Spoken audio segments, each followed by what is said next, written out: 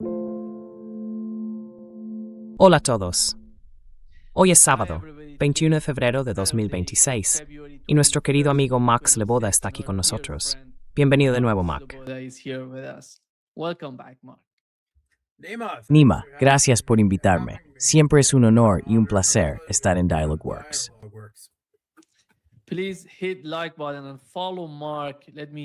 Por favor, dale al botón de me gusta y sigue a Mark. Puedes encontrarlo en su página de Boosty, en boosty.to/therealpolitik. En la pantalla puedes ver el enlace junto al nombre de Mark. Síguelo y suscríbete allí. Creo que encontrarás mucho contenido diferente de lo que normalmente se escucha en los medios de comunicación tradicionales. Ese es realmente el propósito de este tipo de podcast que hacemos aquí. Mark, déjame empezar con lo que está ocurriendo en Oriente Medio o Asia Occidental. La administración Trump ha desplazado muchas armas cerca de Irán, preparadas para atacar, y por parte iraní están intentando negociar, al mismo tiempo que negocian con Estados Unidos.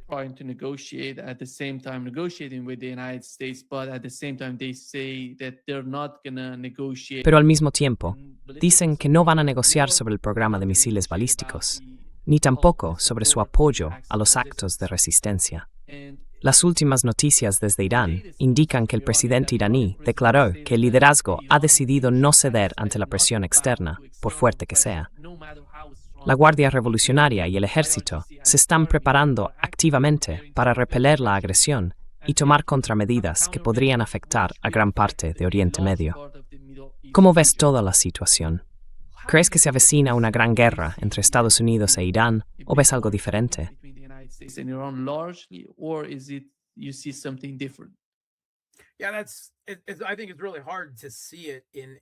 Sí, creo que es realmente difícil verlo de otra manera. Quiero decir, es bastante evidente que hay muchas personas dentro del régimen de Trump para quienes esto es hacia lo que han estado trabajando todo el tiempo.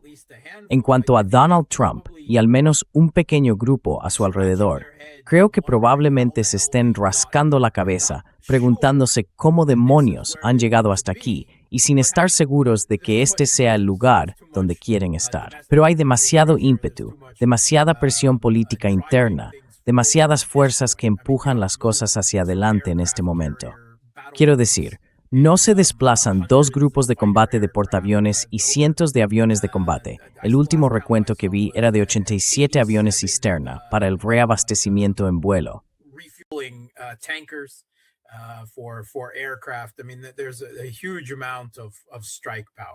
Quiero decir, se ha reunido una enorme cantidad de poder de ataque, y eso es costoso.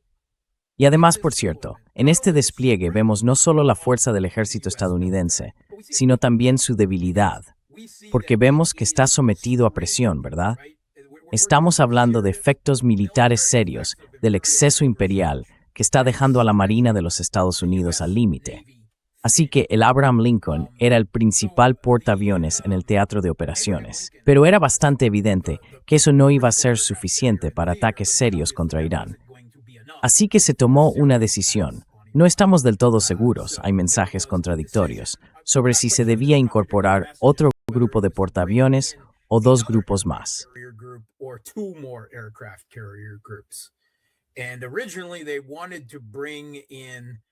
Y originalmente querían traer al George W. Bush, pero evidentemente hubo problemas. Acababa de terminar una misión y estaba sometido a varios tipos de reparaciones. He oído todo tipo de rumores sobre daños en el sistema de saneamiento. ¿Quién sabe? No sabemos con certeza qué fue. Pero no estaba en condiciones de navegar, y eso es lo más importante. Así que tuvieron que sacar al Gerald Ford de donde estaba haciendo labores de vigilancia sobre Venezuela y Cuba, para la flota que se había reunido allí con el fin de ejercer la dominación estadounidense sobre el hemisferio occidental. Tuvieron que sacarlo y apresurarlo. Todavía está cruzando el Mediterráneo, mientras grabamos ahora, para ser incorporado al teatro de operaciones.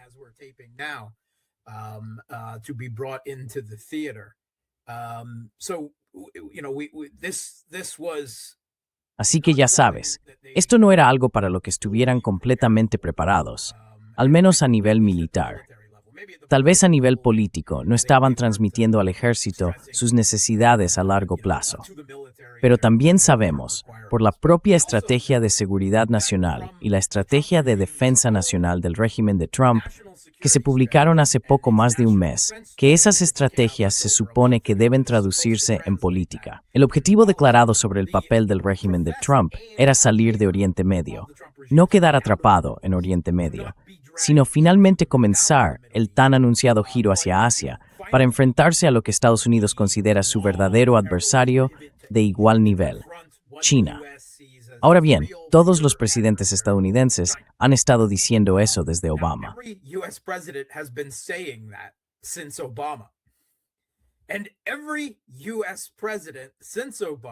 Cada presidente estadounidense desde Obama se ha visto empantanado en Oriente Medio. Absolutamente todos.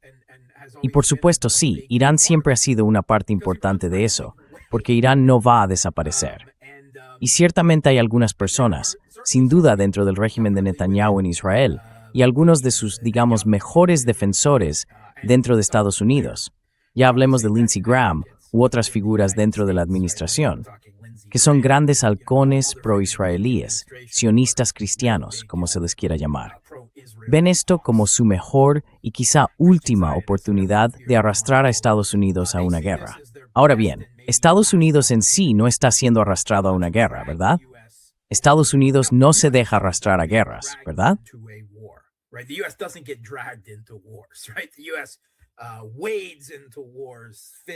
Estados Unidos se mete en guerras, lanzando puñetazos y todo eso. Pero desde luego, ya sabes, hay distintas corrientes de pensamiento. Hay diferentes facciones, por supuesto, incluso dentro de cualquier régimen en Estados Unidos. Y eso es cierto tanto para el régimen de Trump como para cualquier otro. No tengo ninguna duda de que hay personas dentro del régimen de Trump que no quieren una guerra con Irán, y sé que hay otras que la desean mucho. Y obviamente, ellos son los que mandan. Y Trump, ya sabes, sea lo que sea que haya afirmado o pensado, lo que fuera que se incluyera en esta estrategia de defensa nacional y estrategia de seguridad nacional por Elbridge Colby en el Pentágono, el subsecretario de Defensa para Planificación y Política.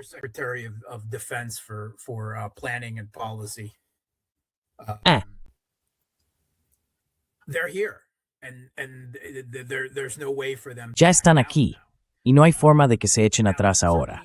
Sin duda, Netanyahu y sus defensores en Estados Unidos sienten que nunca volverán a tener un presidente estadounidense tan predispuesto hacia Israel y al mismo tiempo tan débil que pueda ser manipulado como lo es él para hacer lo que ellos quieren, especialmente en lo que respecta a Israel. Podemos hablar de sus donantes, de su estatus, de todo eso. Pero también es algo personal. Todos los funcionarios de su anterior administración presumían y se reían de haber manipulado a Trump para que hiciera lo que ellos querían.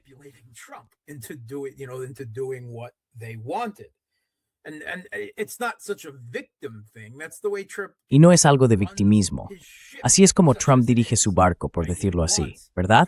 Quiere ser el dios emperador de la humanidad. La gente acude a su corte, le rinde pleitesía, le halaga, intenta convencerle y, ya sabes, apelar a su narcisismo. Y así es como él lo quiere. Así que quiero decir, no es que esté siendo manipulado. No es como el buen zar manipulado por los malos boyardos, ¿no? Por usar un rusismo. Es un mal zar y malos boyardos. Esa es la situación. Pero también creo que hay una ventana de oportunidad militar que se está cerrando.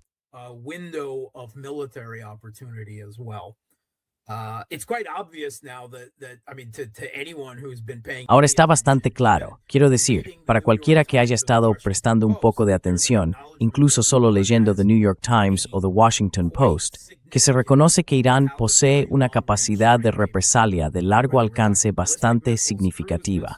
Ya hablemos de misiles balísticos, misiles de crucero o posiblemente misiles hipersónicos, ¿verdad? Y drones de largo alcance, no hay duda de eso.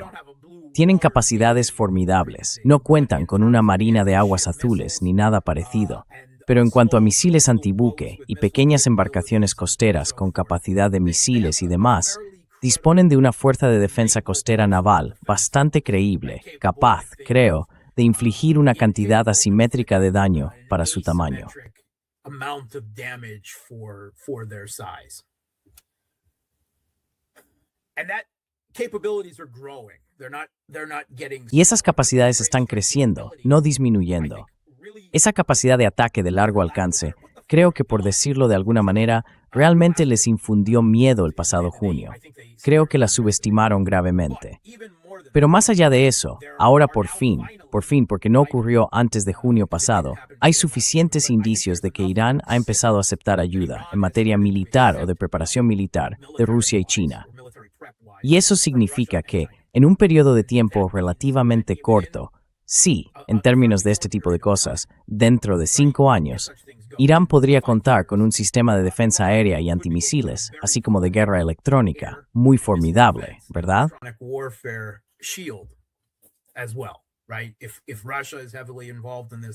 Si Rusia está muy implicada en esto, hemos visto que tiene los sistemas más eficaces del mundo, por mucho que digan sobre el boomerang de David y la chatarra probada que es el sistema Patriot, ya sabes, en comparación con la defensa aérea rusa.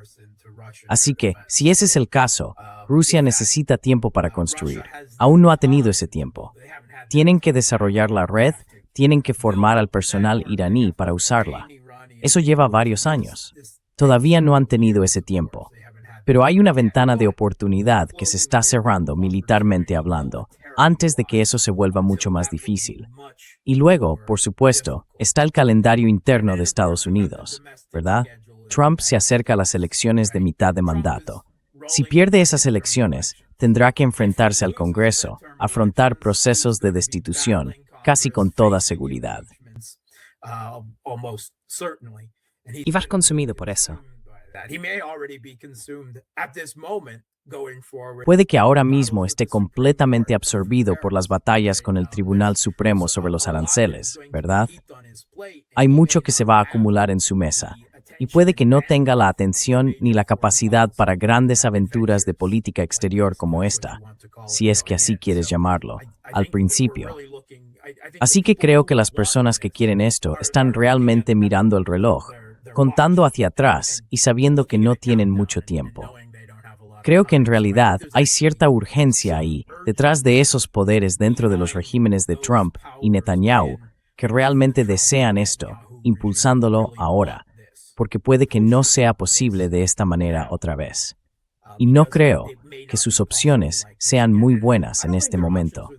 Ya hemos hablado de esto antes, yo lo he comentado en muchos otros canales, pero recientemente se ha confirmado en las páginas del Wall Street Journal, del New York Times y en todos los demás medios.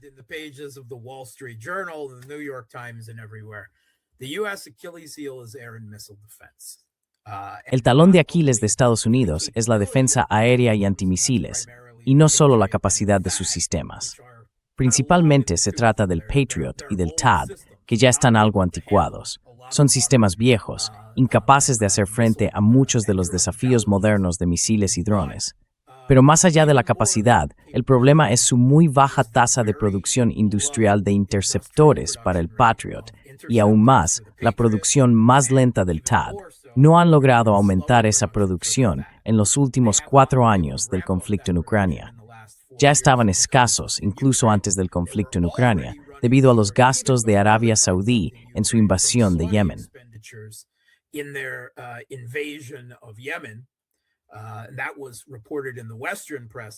Eso se informó en la prensa occidental en aquel momento, que Arabia Saudí tuvo que negociar un acuerdo mediado por Estados Unidos para transferir interceptores Patriot desde otros estados del Golfo a Arabia Saudí, con la promesa de que se los devolverían más adelante, porque ya entonces había escasez.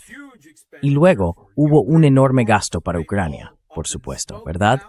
Todo perdido ahora. También se desperdiciaron algunos recursos de defensa aérea mientras la administración Trump y después la administración Blinken-Sullivan intentaban jugar al golpea al topo contra los hutíes en Yemen, sin mucha eficacia, con más despilfarro allí.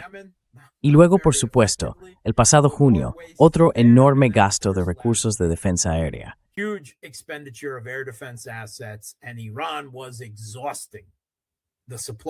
Irán estaba agotando el suministro de interceptores tanto para la defensa aérea y antimisiles israelí como para la defensa aérea y antimisiles estadounidense, y de todos los aliados que colaboran con ellos. Y no ha pasado ni un año, ¿verdad? Sabemos que Raytheon fabrica probablemente algo menos de 650 interceptores de defensa aérea al año para el PAC-3, ¿no? Para el Patriot. Y eso no es nada.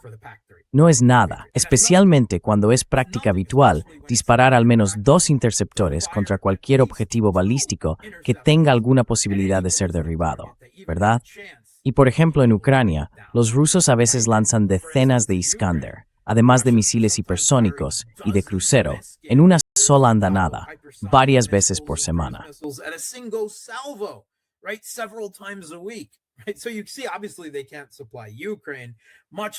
Así que como ves, obviamente no pueden suministrar a Ucrania, mucho menos cubrir sus propias necesidades militares y ni hablar de defender a Israel.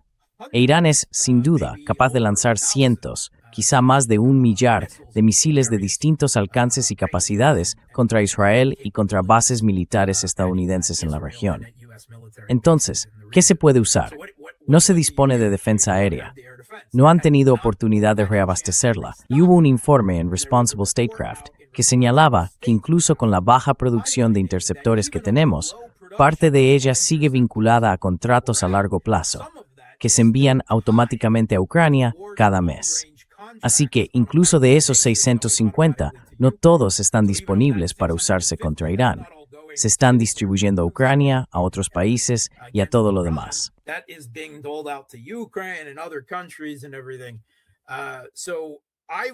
En realidad me sorprendió cuando lanzaron los ataques israelíes en junio del año pasado, con el respaldo de Estados Unidos.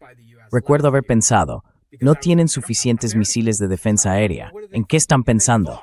Realmente creían que iban a lograr ese ataque de decapitación con el Mossad y la CIA sobre el terreno, ¿verdad? Esas operaciones de asesinato y todo lo demás. Pensaban que eso acabaría con el régimen y que después solo sería, ya sabes, limpiar el desorden. Por supuesto, no salió así.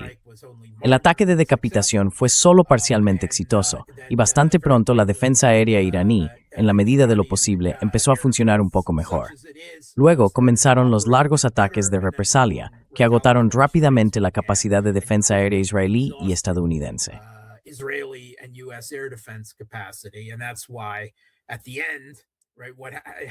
Y por eso al final se convirtió en una guerra de desgaste de ataques de largo alcance que se inclinaba a favor de Irán. Así que Estados Unidos tuvo que intervenir y sacar a Israel del apuro, lanzar algunas bombas mediante un acuerdo previo con Irán, declarar la victoria y exigir un alto el fuego. Ahora, apenas unos meses después, ni siquiera un año, volvemos a estar en lo mismo. Y de nuevo, Estados Unidos e Israel actúan como si no pudieran eliminar de inmediato al gobierno iraní. Hablan abiertamente en las páginas de The New York Times de asesinatos y de un ataque de decapitación. Su insurgencia de la CIA y el Mossad, que ya habían lanzado, fracasó rápidamente y fue sofocada enseguida, supuestamente con la ayuda de la guerra electrónica rusa que bloqueaba Starlink y rastreaba los terminales, al menos según Forbes.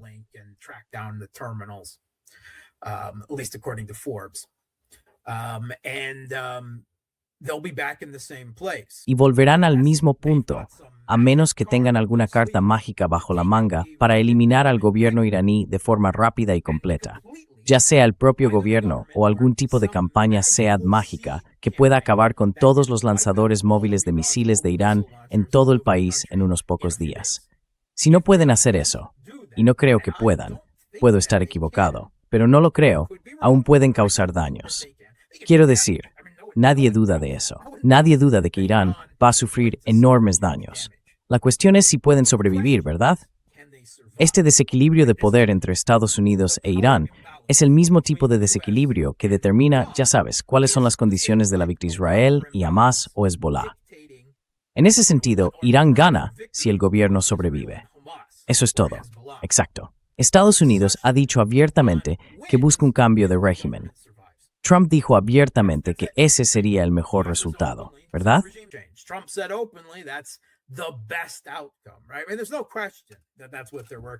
Quiero decir, no hay duda de que eso es por lo que están trabajando. No hay duda de que esto no tiene nada que ver con el enriquecimiento nuclear, ni con ningún programa nuclear ficticio. Incluso si incluyeras los programas de misiles balísticos y dejaras a Irán completamente vulnerable ante Israel, que los ha atacado varias veces en los últimos años, algo que ningún país cuerdo con un mínimo de soberanía o independencia haría o podría hacer. Y luego, de nuevo, este asunto de los grupos chiíes que apoyan en todo Oriente Medio es simplemente absurdo. Quiero decir, Estados Unidos es el único país al que se le permite armar y utilizar fuerzas interpuestas en todo el mundo. Vamos. No, Irán no puede aceptar esas condiciones.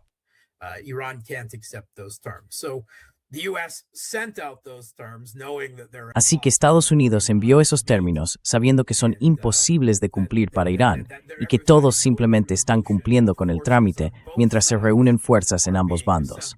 Exacto. Estoy seguro de que la mayoría de tu audiencia como yo está viendo todo tipo de cosas en las redes sociales, Telegram, Twitter, X, sobre aviones de carga que van y vienen entre Rusia y Teherán, China y Teherán, incluso Minsk y Teherán. Ya sabes, por todas partes. No sabemos qué se está transportando. No lo sabemos. Podemos especular mucho, pero no nos lo van a decir. Al menos no hasta que todo haya terminado, y quizá ni siquiera entonces. Pero podemos suponer que como mínimo, tanto Rusia como China van a suministrar a Irán importantes capacidades C4ISR e información satelital de gran relevancia.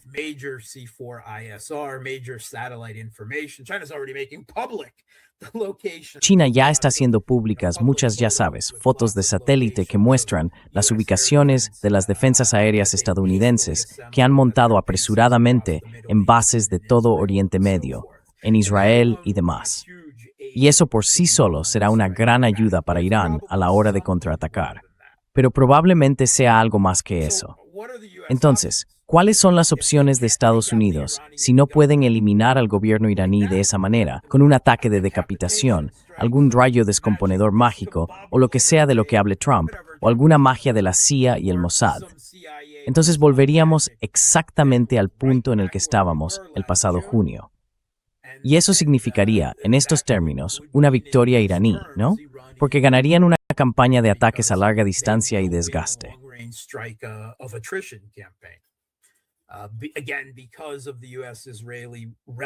De nuevo, debido a la relativa debilidad de Estados Unidos e Israel en términos de capacidad de defensa aérea y antimisiles. Ahora bien, si la administración Trump tiene un momento de cordura y decide que las opciones que presenta el Pentágono no son buenas, Trump quería una victoria rápida y sencilla, ahora es evidente que no la va a conseguir. Entonces, de repente, oiremos a Estados Unidos hablar únicamente del programa nuclear y de nada más. Y habrá algún tipo de acuerdo sobre el enriquecimiento. Quizá Rusia transfiriendo material nuclear a Rusia, o Rusia asumiendo algún tipo de papel de inspección, o Irán aceptando algo como un enriquecimiento del 1,5%.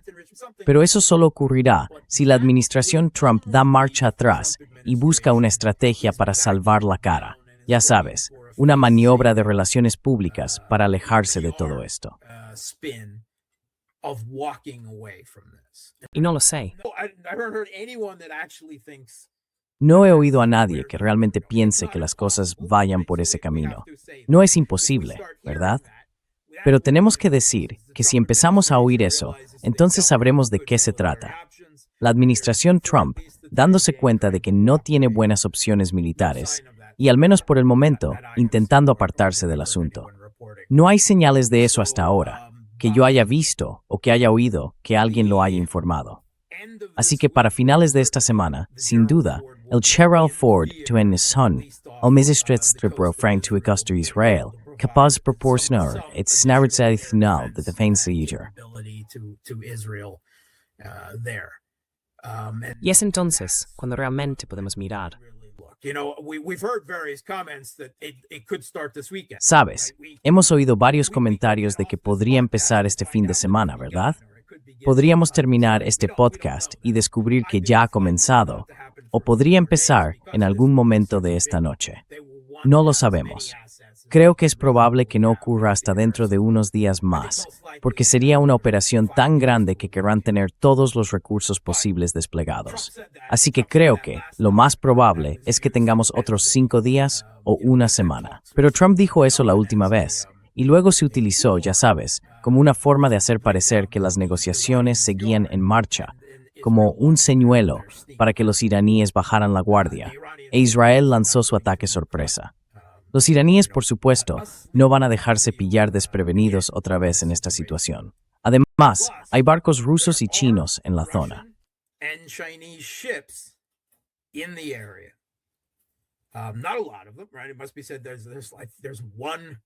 No son muchos, ¿verdad?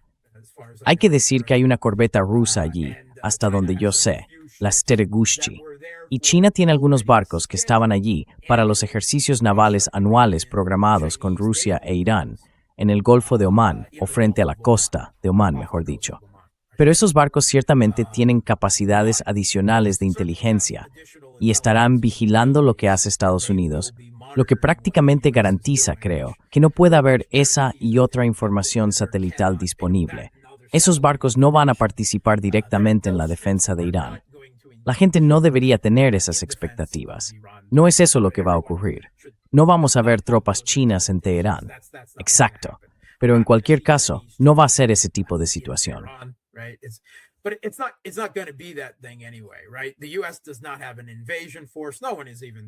Correcto. Estados Unidos no tiene una fuerza de invasión. Nadie está hablando de eso, desde luego no en esta fase. Ahora bien, lo que estoy oyendo son muchos rumores sobre que Estados Unidos se está preparando para activar varios grupos separatistas. Y de lo que hablamos ahí, por supuesto, es de nuestros mejores amigos, de los mujahidines del pueblo de Irán. Esos separatistas, locos de remate que antes estaban en la lista de terroristas de Estados Unidos, hasta que se les consideró útiles desde el punto de vista geopolítico, muy parecido al Ejército de Liberación de Kosovo, en Kosovo y Serbia. Pero sin duda serán desplegados si realmente se busca un cambio de régimen, grupos separatistas baluchis y posiblemente de etnia azerí. E incluso he oído hablar de kurdos que estarían siendo activados por Estados Unidos, lo cual es otra posibilidad.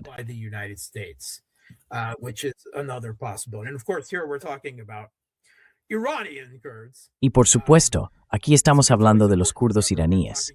Siempre es importante recordar, cuando se habla de los kurdos, que no existe una nación kurda unida. Hay distintos grupos kurdos en cada país de la zona, todos divididos, normalmente actuando unos contra otros en algún nivel, ¿verdad? Y todos con sus propios intereses y demás.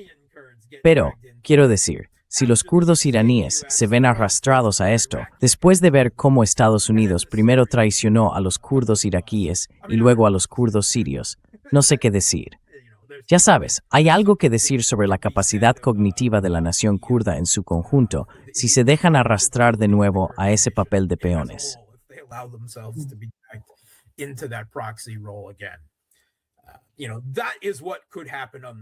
Sabes, eso es lo que podría ocurrir sobre el terreno.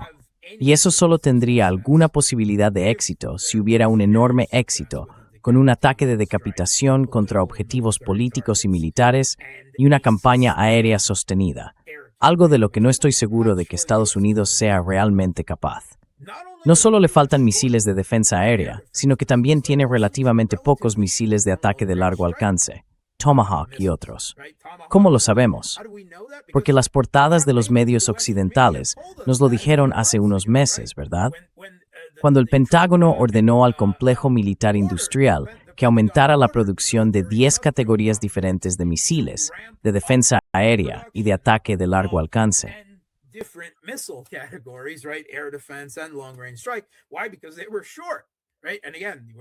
¿Por qué? Porque se habían quedado sin existencias. Y de nuevo, no hemos tenido la oportunidad de reabastecer eso en solo un mes desde entonces. Así que también está la cuestión de cuánta capacidad ofensiva tienen realmente si quieren mantenerla. Por supuesto, quieren ataques a distancia, no quieren entrar en el espacio aéreo iraní. Hay demasiado peligro allí. Sus portaaviones no quieren acercarse demasiado a Irán, porque Irán sí tiene la capacidad de enviarlos al fondo del mar. Querrán mantenerse tanto como sea posible fuera de su alcance. Pero cuando hablamos de Irán, dejémoslo perfectamente claro. Irán no es Venezuela. No estamos ante nada parecido. Esto sería una guerra real, casi con toda seguridad.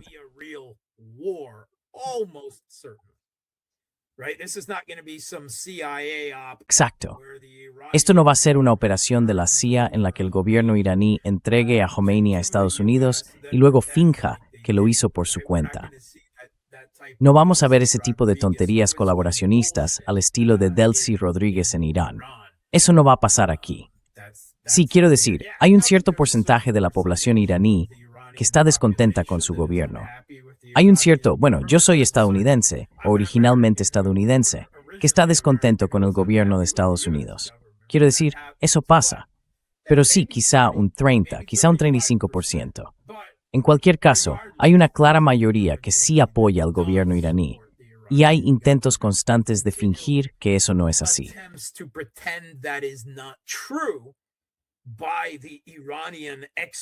La llamada comunidad de expertos en Irán, en Estados Unidos y en el resto de Occidente simplemente se está creyendo su propia propaganda, ¿no? Porque quieren la guerra, quieren, ya sabes, operaciones hegemónicas y cosas por el estilo. No son expertos, son ideólogos anti-iraníes. Y vemos a los expertos estadounidenses hacer lo mismo con Rusia, con China y demás.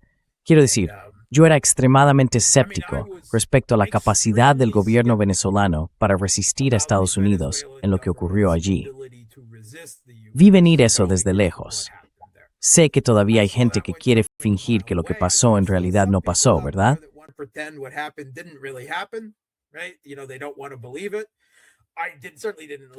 Sabes, no quieren creerlo. A mí desde luego no me gustó. No me gusta ser una Cassandra y decir eso, pero creo que había muy buenas razones para cuestionar la capacidad del gobierno venezolano de resistir a Estados Unidos. No es el caso aquí. No lo es. No lo veo en absoluto. No estoy diciendo que Irán vaya a salir de esto ileso. Nadie debería hacerse ilusiones. Estados Unidos tiene un poder destructivo increíble a su disposición. Y lo peor de todo son siempre los juegos sucios que la CIA y el Mossad se hayan inventado. Creo que esos son siempre una amenaza mayor incluso que los ataques de largo alcance.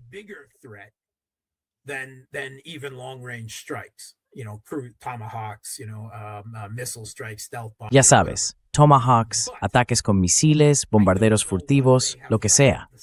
Pero no sé qué les queda bajo la manga, porque creo que ya habrían hecho su jugada el pasado junio, o más recientemente con los últimos ataques. Y supongo que la CIA y el Mossad no tienen ningún plan mágico, pero lo sabremos.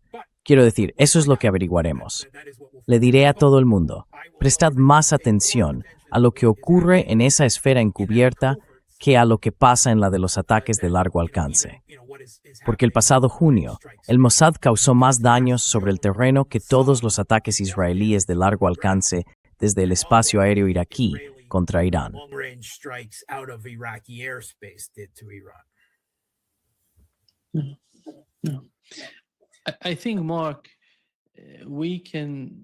Creo, Mark, que podemos decir, por lo que he visto en Irán, estuve allí 40 días, que han limpiado gran parte del desorden que había. Conocen la amenaza de ese tipo de operaciones encubiertas que acabas de mencionar.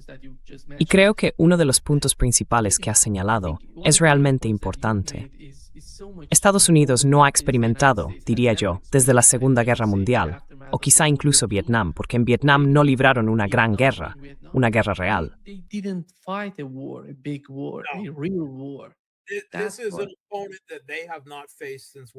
Este es un momento al que no se han enfrentado desde la Segunda Guerra Mundial.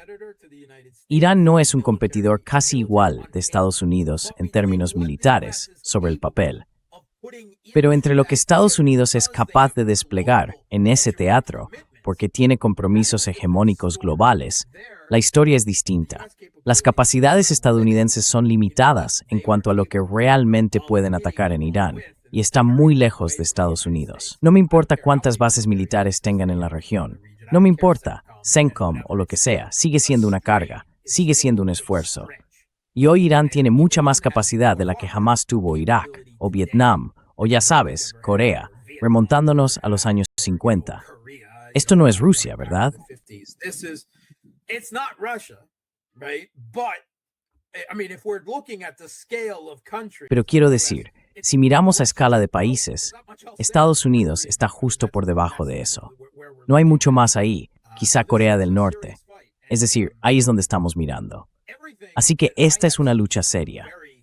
Y todo lo que he visto, desde la fuerte implicación de Estados Unidos en el conflicto en Ucrania, y los ejercicios militares que la OTAN ha estado realizando recientemente contra operaciones con drones y similares, los llevaron a cabo, bueno, en realidad el pasado mayo, pero oímos las noticias sobre esta operación de la OTAN, los ejercicios militares Hedgehog, en los que varios ucranianos participaron interpretando el papel de los rusos. Y vimos básicamente a 10 operadores de drones ucranianos destruir decenas de vehículos militares de la OTAN e inmovilizar de forma efectiva el equivalente a 2 batallones de tropas de la OTAN, ¿verdad?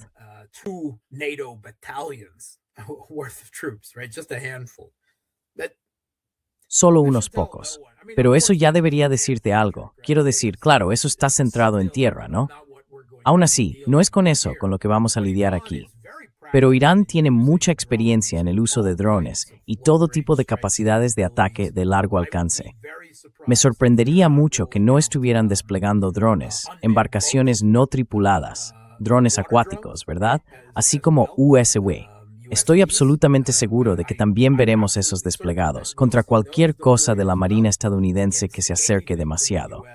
Y luego, por supuesto, siempre está la opción nuclear de Irán. Acaban de realizar ejercicios en el estrecho de Hormuz, cerrar el estrecho de Hormuz, llenarlo de minas marinas.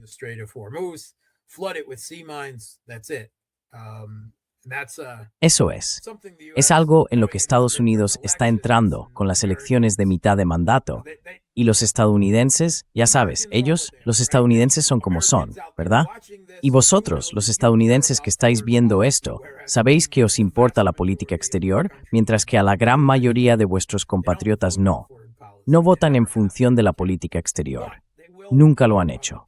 No me importa, pero sí votarán según el precio de la gasolina. Y el precio del petróleo ya se está disparando. Y desde una posición de realpolitik fría y calculadora, sentado aquí en Rusia y viendo cómo Estados Unidos aumenta todas estas tensiones y se prepara probablemente para lanzar lo que casi con toda seguridad será una gran campaña militar inconclusa contra Irán, lo que veo desde la posición geopolítica de Rusia es que el precio del petróleo se dispara como resultado.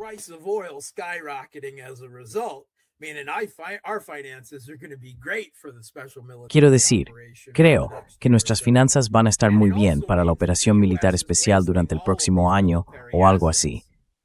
Y eso también significa que Estados Unidos está desperdiciando todos esos recursos militares. Y bueno, ya sabes, nosotros llevamos el control. Quiero decir, ya estamos al mando en lo que respecta al desenlace en Ucrania, pero ahora aún más libertad de acción allí. Y los chinos están diciendo, eso es todo.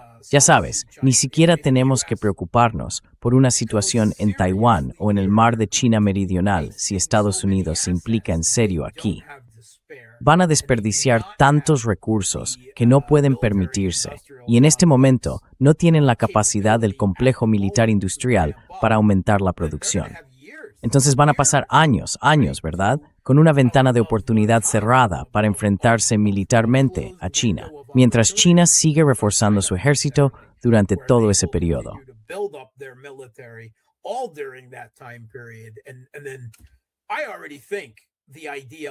Y ya creo que la idea de luchar contra China frente a la costa china es una fantasía para Estados Unidos.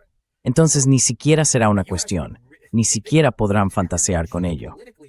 Así que Estados Unidos podría equivocarse gravemente en el plano geopolítico aquí.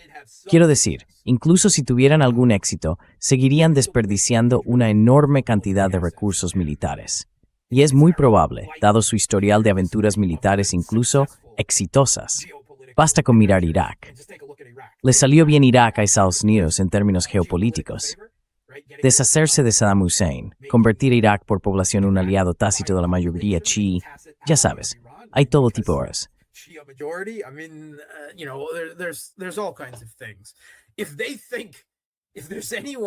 Si creen, si hay alguien en Estados Unidos que realmente piensa que van a poner a ese Muppet del Shah en Irán, están muy equivocados. Quiero decir, al menos en Venezuela. Ya sabes, cuando llegó el momento, no se habló de enviar a esa mujer Machado. Incluso Trump dijo que no tenía apoyo en el país. Todos sabíamos que eso era solo una operación psicológica. No había nada real ahí, ¿verdad? Pero conseguimos que Delcy Rodríguez se pasara. Y ella es una colaboracionista. Y eso nos funciona bien. Así que no creo que vayan a encontrar algo así en Irán. No creo que Irán sea tan vulnerable a ese tipo de cooptación.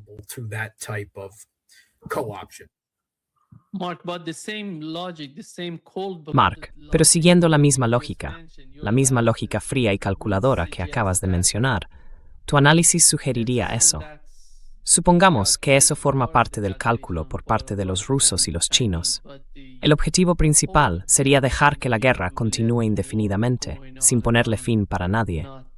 Por eso Estados Unidos quedaría atrapado en Oriente Medio.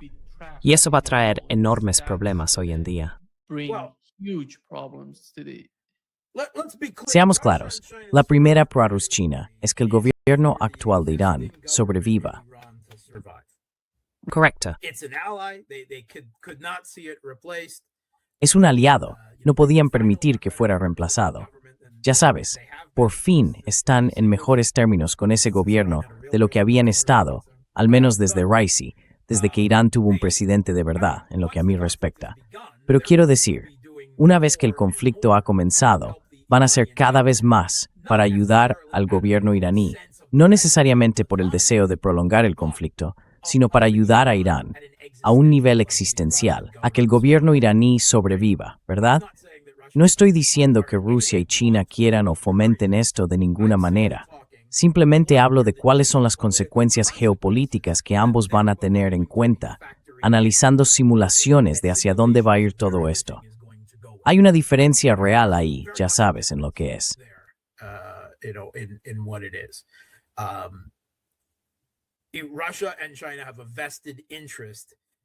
Rusia y China tienen un interés particular en evitar que Estados Unidos derroque al gobierno iraní, y esa será su prioridad principal.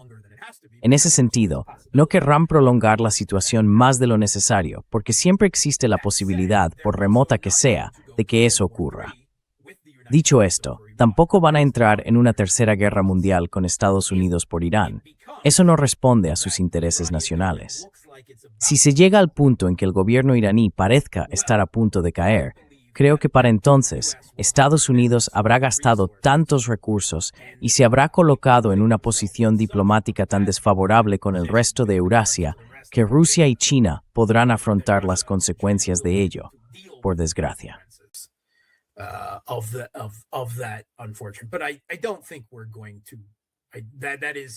Pero no creo que vayamos a hacerlo. No me parece una posibilidad probable de todo esto. El resultado más probable es un desenlace inconcluso. Estados Unidos causa un daño enorme a Irán, e Irán causa un daño considerable a Israel, sin duda, y posiblemente también a bases militares estadounidenses. El gobierno iraní pierde a algunas personas, pero su modo de vida, su gobierno, continúa. Estados Unidos, sin duda, declarará la victoria porque tiene que hacerlo. Las relaciones públicas y la narrativa son más importantes que cualquier otra cosa para ellos. Pero de nuevo, si el gobierno iraní sobrevive, ellos ganan.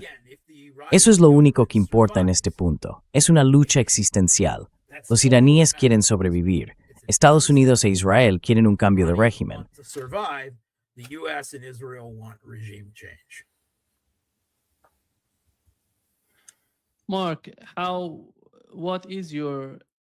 Mark, ¿cuál es tu valoración de los países de la región, en Asia Occidental?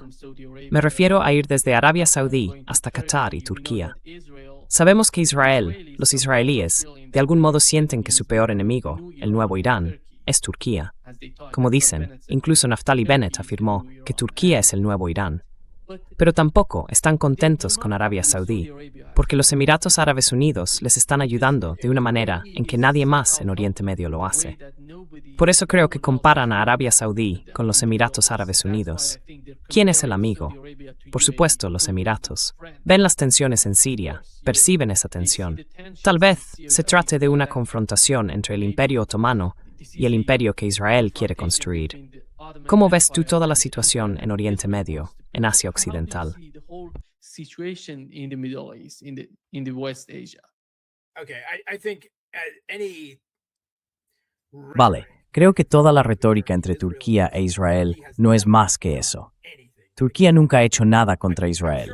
Seguro que has visto esos pequeños vídeos en internet en los que dos perros ladran furiosamente el uno al otro con una barrera entre ellos, y cuando quitan la barrera, ambos perros simplemente se detienen y se alejan. Así son Turquía e Israel. Turquía sigue siendo miembro de la OTAN, pero tiene una política exterior independiente y astuta. Creo que Erdogan nunca ha hecho realmente nada contra Israel, y no espero que eso cambie en el futuro. Tiene su política interna. Su base son islamistas suníes, el Partido de la Justicia y el Desarrollo, ¿verdad? Sunni Islamists, right? Islam Justice Party, right? He is always going to play that card, but I look. Siempre va a jugar esa carta. Pero yo me fijo en las acciones, no en la retórica, y Turquía nunca ha hecho nada. Así que pueden lanzarse pullas todo lo que quieran. Hasta que no vea un cambio real, considero a Turquía un factor irrelevante. De hecho, las relaciones entre Turquía e Irán se han deteriorado tanto como resultado de lo ocurrido. Turquía ayudando, en gran medida, a poner a Al-Qaeda en el poder en Siria, y también la colaboración turca con Azerbaiyán y esa amenaza a Irán, que las relaciones entre Irán y Turquía se han agriado muchísimo en los últimos años.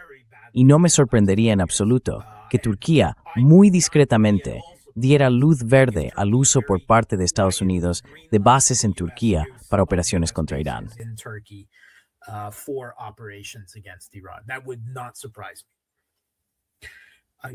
Eso no me sorprendería. En cuanto a Israel, realmente no los tengo en cuenta. Ahora bien, Arabia Saudí es más interesante y más complicada.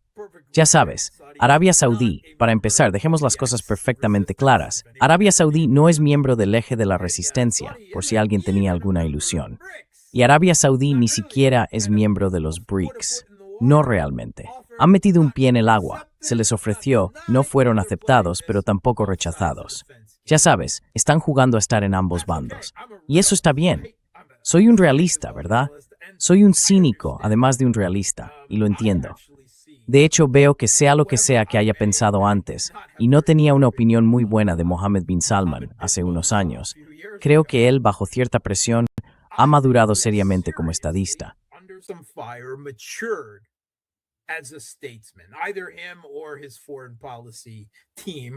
Ya sea él o su equipo de política exterior, como quieras llamarlo, han demostrado, creo, un grado creciente de madurez. El acercamiento y la normalización parcial de las relaciones entre Irán y Arabia Saudí, con la ayuda de China y Omán, entre otros, es una muestra de esa madurez. Su cooperación muy eficaz y continua con Rusia en el marco de la OPEP Plus también es mérito suyo. Es decir, si observamos a Arabia Saudí desde una perspectiva realista y orientada al interés nacional, han dejado claro que consideran que esto es un error, que temen mucho lo que pueda ocurrir en el estrecho de Hormuz.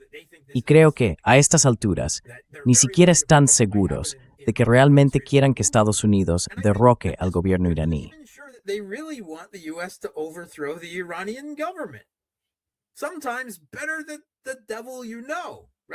A veces es mejor lo malo conocido, ¿verdad?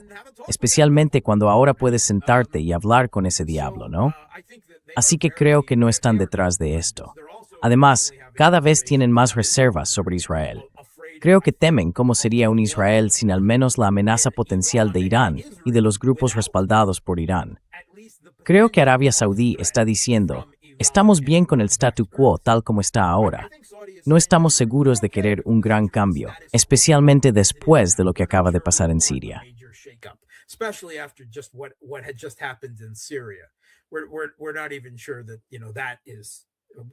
Ni siquiera estamos seguros, ya sabes, de en qué punto está eso ahora mismo. Creo que Arabia Saudí quiere mantenerse al margen esta vez. No van a ir a la guerra con Israel, ¿verdad? Pero al menos han dicho que no van a permitir que su espacio aéreo se utilice para ataques contra Irán. Ahora bien, soy escéptico al respecto.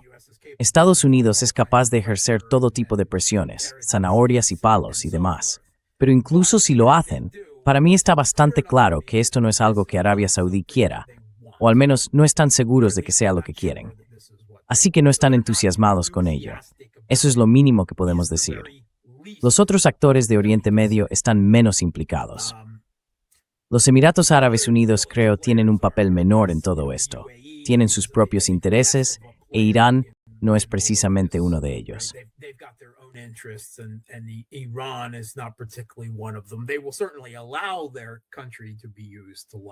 Sin duda permitirán que su país se utilice para lanzar ataques, pero no creo que se involucren más que eso. Así que el resto del Golfo intentará mantenerse al margen. Creo que Egipto, por muy alejado que esté de todo esto, sería al menos ligeramente más favorable al lado iraní, pero tampoco va a involucrarse. Creo que la gran incógnita es lo que va a pasar en Irak, ¿verdad? Y no me refiero al gobierno iraquí, porque sabemos que está bajo el control de Estados Unidos. Los estadounidenses controlan sus ingresos petroleros y demás. Pero hay suficientes grupos iraquíes a nivel subestatal, tanto dentro del ejército como fuera de él, que sin duda, si esto se convierte en un conflicto largo y serio, se involucrarán en favor de Irán.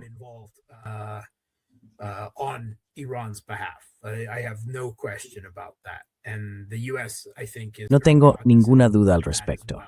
Y Estados Unidos, creo, también es muy consciente de ello. Vamos a ver la evacuación continuada de las bases militares estadounidenses que consideran situadas en las zonas más vulnerables, así como de las instalaciones diplomáticas en toda la región durante la próxima semana. Creo que Irak va a ser el lugar más importante para esas evacuaciones. Ya lo estamos viendo. Si te fijaste la semana pasada, Estados Unidos anunció que retirará más tropas de Siria. Entre otras cosas, dicen que están bastante satisfechos con el dominio de Al-Qaeda allí. Yo lo creo. Pero también esas tropas podrían ser vulnerables, ya que Siria no es, por así decirlo, un espacio completamente controlado. Así que sacarlas de la línea de fuego allí, creo que forma parte de la lógica también.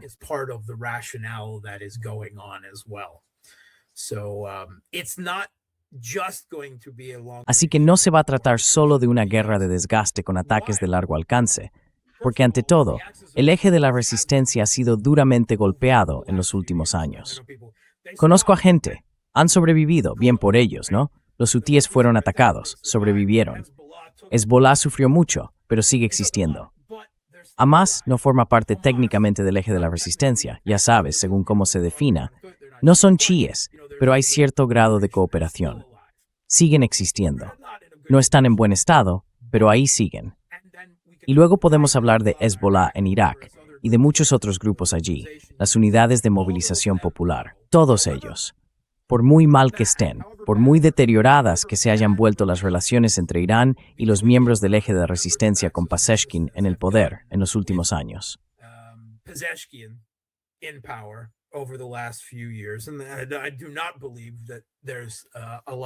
Y no creo que haya mucha buena voluntad sincera por parte de Pezeshkian hacia el eje de la resistencia.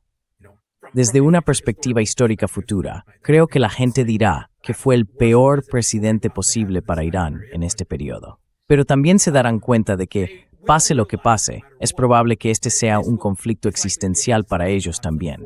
Si el gobierno iraní cae, entonces se acabó para ellos. Es decir, perderán el apoyo que tenían y serán eliminados uno a uno, con lo poco que les quede. Así que se activarán si estos de una campaña larga y seria. Y puede que tengan la capacidad ofensiva más fuerte, pero todos harán lo que puedan. Y sin duda, está Emrael muy ocupado. Y ese es un conflicto real. Ray the Fourth exted Taming and 18th Manu.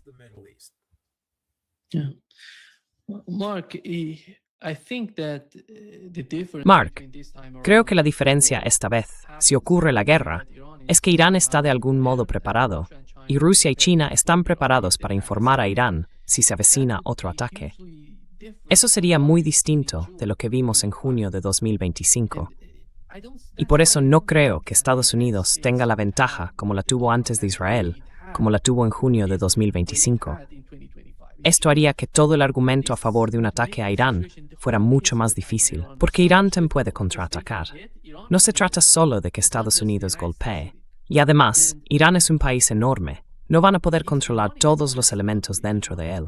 They're not going to be able to control each and every element within Iran. But also remember what happened in June. Pero recuerda también lo que pasó en junio.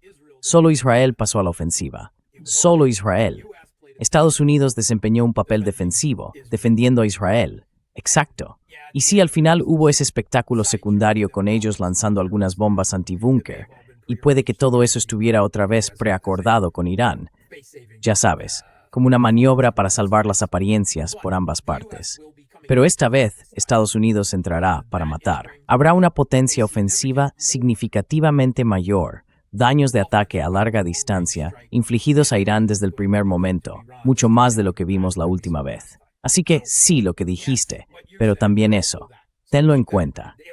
Lo primero que eso nos indica es que esto va a ser de una intensidad y unas apuestas mucho más altas desde el principio. Quiero decir, va a ser muy duro, muy rápido. It's going to be very hard, very quick.